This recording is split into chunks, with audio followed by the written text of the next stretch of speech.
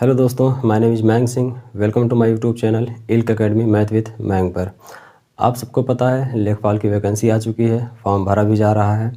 लेखपाल की वैकेंसी कितनी है, सिलेबस क्या है, मैथ के डिटेल सिलेबस के बारे में हम पिछली वीडियो में बात कर चुके हैं।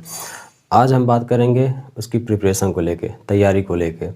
हम बात करेंगे किताबों को लेके कि ऐसी कौन कौन सी किताबें हैं जिसको पढ़कर आप लेखपाल में मैक्सिमम स्कोर कर सकते हैं। कौन सी किताबें बेस्ट होंगी लेखपाल एग्ज़ाम के लिए और किन सब्जेक्ट पे कितना टाइम देना हमारे लिए फ़ायदेमंद होगा, इन सब बातों पे हम चर्चा करेंगे।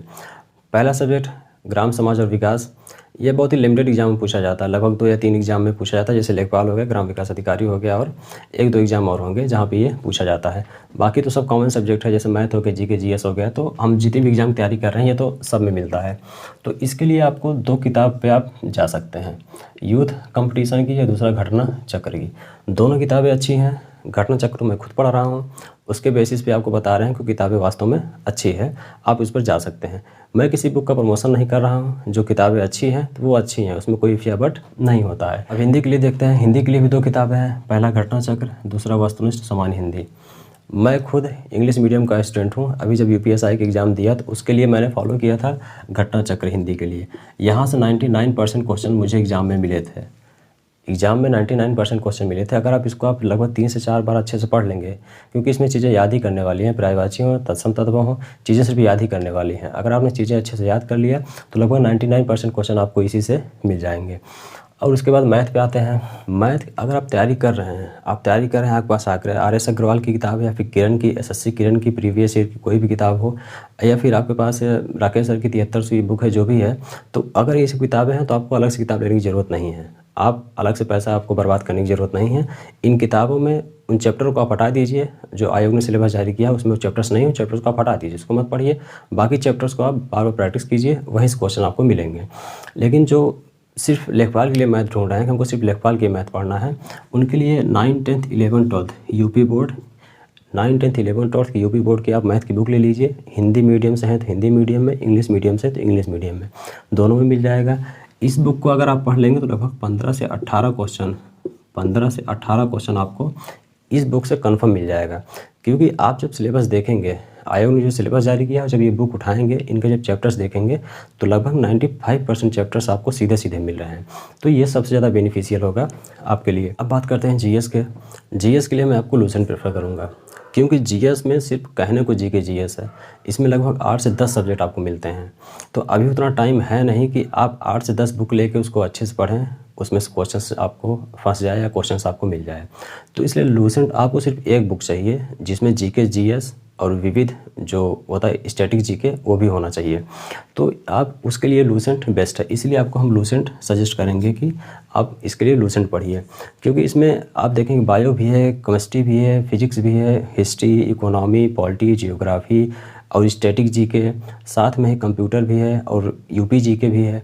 तो इन सब चीज़ों को अगर आप अलग अलग पढ़ेंगे, अलग अलग बुक लेंगे, तो बहुत ही ज़्यादा टाइम वेस्ट वाली बात हो जाएगी।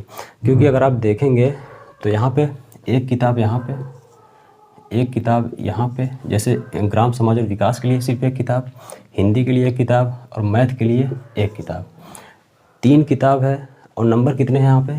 75, 25 क्वेश्चन के, एक क्वेश्चन 1 नंबर का है। तो यहाँ 3 किताब में हमको 75 नंबर मिल रहे हैं।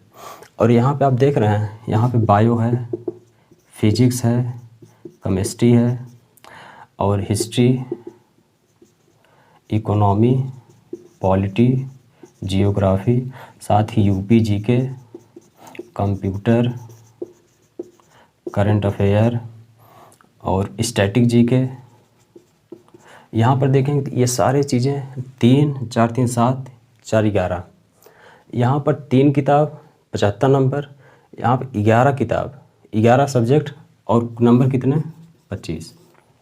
आप यहाँ कितना भी जान फूंक देंगे, 15 से 16 क्वेश्चन आपका सही नहीं होने वाला। क्योंकि जीके ऐसा ही है, जीके जीएस में आप 15-18 क्वेश्चन अगर बहुत तैयारी की है, आपने बहुत अच्छी तैयारी की है, तब आपका लगभग 25 में से 20-21 क्वेश्चन सही हो जाएगा।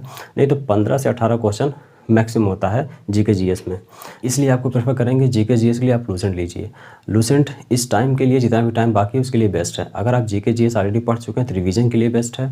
अगर आपने आज तक पढ़ा ही नहीं है जीके जीएस, पहली बार जीके जीएस पढ़ेंगे, तब तो आपके लिए शुरुआत यहीं से करनी है, क्योंकि टाइम नहीं है। अगर आप अलग अलग किताब पे जाएंगे तो आपको 10-11 किताबें उठानी पड़ेंगी, और यहाँ पर आपको एक किताबें पढ़नी है, और कम से कम 1-2 बार पढ़ेंगे तो आपको समझ में नहीं आएगा। आप कम से कम इसको 8 से 10 बार पढ़िए, जितनी बार आप पढ़ सकते हैं उतनी बार आप लूसेंट को पढ़िए। मैक्सिमम क्वेश्चन आपको यहीं से मिल जाएंगे।